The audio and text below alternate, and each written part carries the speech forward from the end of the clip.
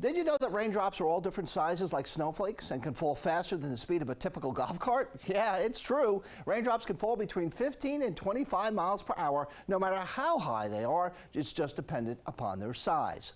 Now, when it comes to raindrop size, we must first understand what a raindrop is. And it just so happens I have a great comparison to the 1980 video game Pac-Man. Now, in order to have rain, you must have a cloud. And a cloud is made up of water vapor.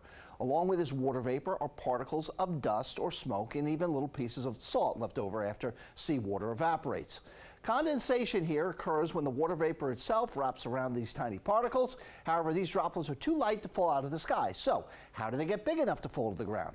This is where your imagination and the video game Pac-Man come into play.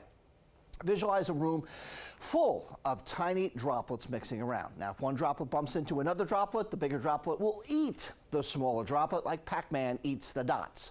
This newer, bigger droplet will bump into and eat other smaller droplets and become even bigger. And in the science community, this is what is known as coalescence. Soon the droplet is so heavy that the cloud, or in this case the room, can no longer hold it up and it starts falling. As it falls, it eats up even more droplets. We call this growing droplet a raindrop as soon as its size is 1/100th of an inch in diameter, which is a little smaller than a blade of grass. From the DC News Now studio, I'm meteorologist Scott Sumner.